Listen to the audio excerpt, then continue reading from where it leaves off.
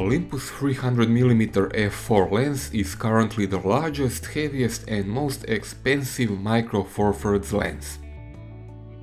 It provides angle of view like a 600mm lens on a full-frame camera.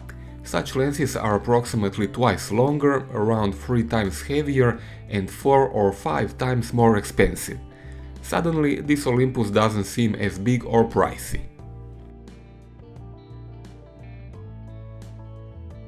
As expected, the build quality is perfect. Lens is made from combination of metal and plastic and feels professional.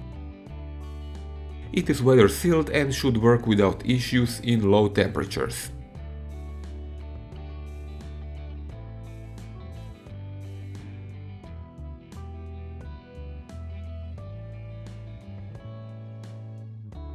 Focus limiter has 3 positions, but if you use it on EM1 Mark II you can benefit even more from that camera's fully customizable software focus limiter. 300mm lens uses focus-by-wire system and has manual override. Even better, if you prefer mechanical feel of focus ring, you can pull the ring towards the camera and reveal distance scale. In this mode, focus ring has distinctive full stops at both ends of the scale. I especially like how you can use it for focus preset. For example, if I set it up at 3 meters distance in manual mode, I can switch it back to autofocus position, use it for some time, but once switched back to manual focus, the lens will jump back at pre-selected 3 meters distance. Focusing is internal, the lens does not change its size when focusing. Retractable lens hood is built in.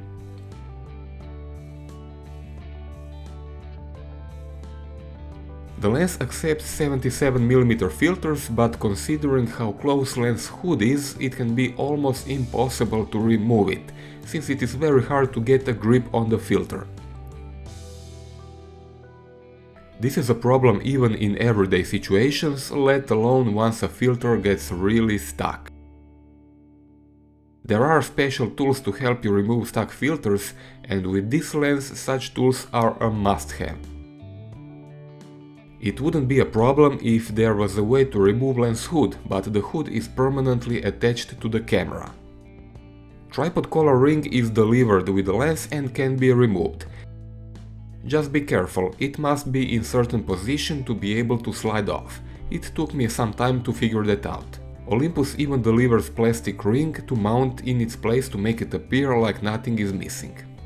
Tripod foot is Arca plate compatible. If you have Arca plate tripod head, you can just slide this one in. For a 600mm equivalent, this is very small and light lens. It is 22 cm long and weighs 1.5 kilos together with tripod foot. Mounted on EM1 Mark II body, it is around 2 kg and perfectly hand-holdable. It fits in a small camera bag without issues.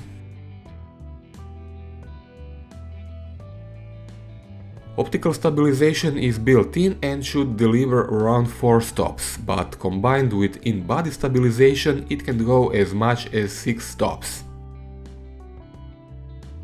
Here are examples how video recording benefits from it. These are really spectacular results. For photography, real-life experience tells me around 4 or 5 stops of stabilizations are realistic. Practically all of my shots with this lens are handheld. I only leaned against something if possible.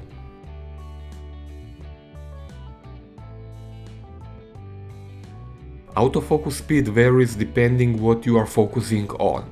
If you focus from close to distant subject, it often doesn't nail it from first try.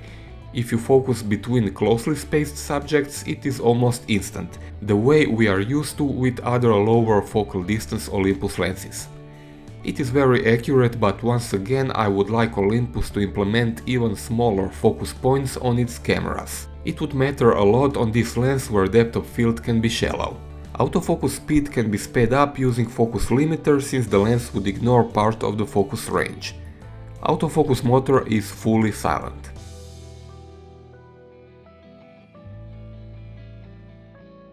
Highest resolution is delivered around 5.6. f4 is also quite solid. I would use it regularly but for critical sharpness 5.6 is the best choice. As always, f22 is best avoided because of diffraction. Corner performance is similar to center, maybe just slightly less sharp. I tested this lens for decentering and found it to be perfectly aligned. Here is a short set of real-life images that demonstrate how good this lens is.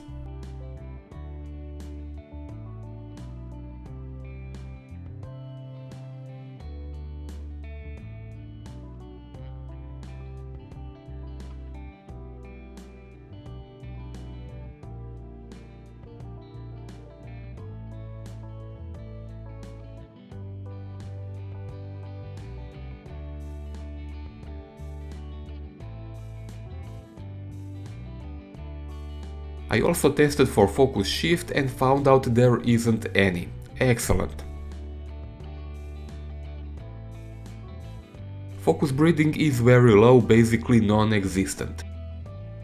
Good news for anyone interested in using this lens for video recording.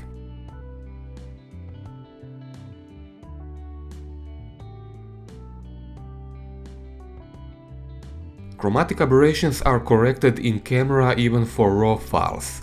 Lateral aberrations are easy to remove, so there is no surprise they are completely absent. After careful examination, I found a tiny bit of longitudinal aberrations in just a few shots, but this is so low and so rarely seen and also easy to remove it might as well not exist. This might even be one of the best lenses on the market in terms of longitudinal aberrations control. Geometry is perfect in real-life scenarios. Astrophotographers rejoice. Coma control is excellent. Though you might have a hard time focusing at first for the night sky. Focus by wire is a bit jumpy on this lens, but it can be done with a bit of training. Slight vignetting is visible wide open, but is practically invisible in real-life use. It disappears completely at 5.6. Goose control is superb, I haven't noticed a single one. With the sun in the frame, loss of contrast can be observed, but that's about it. By the way, I don't know what kind of madness would drive you to point 600mm equivalent lens at the sun in the first place. I shot hundreds of images for this review and there is not a single real-life image with flare or ghosting. If you have enough distance between your subject and background, bokeh will be nicely blurred and soft. In other cases, like photographing birds in branches or with sharp edges near the subject, it might be a bit ugly. Overall, I am still rather satisfied with bokeh for the most of the shots. Autofocus highlights are solid but not ideal at f4. They are not perfectly round and can have artifacts inside them. When stopped down, results are similar with a bit worse edges of the light balls. With closest focus of just 1.4 meters, this lens can double for semi-macro work. It is not a true macro lens and I probably wouldn't advise buying it just for that, but I cannot deny that some solid looking close-up photos can be made using it. Even better, it is compatible with 1.4 teleconverter, which when used retains the same 1.4 meters close focusing distance and could make even better macros than what I showed you now. Starburst is underwhelming and hard to produce on anything other than the smallest and strongest light sources, but this is typical for most Olympus lenses. So for conclusion, it is obvious this is one of the best lenses in entire Micro Four Thirds system. Optical performance is downright phenomenal in almost all aspects. If you are into sport or wildlife photography, love to take a macro here and there and can afford this lens, go for it. That's all for this review. I hope I gave you usable information. If you have a question, feel free to ask me in the comment section below. Subscribe to my channel for updates, and if you want to support my work, you can do that on Patreon or to buy stuff on Amazon using my affiliate links below this video. You will not pay any more than otherwise, but I will get a small percentage.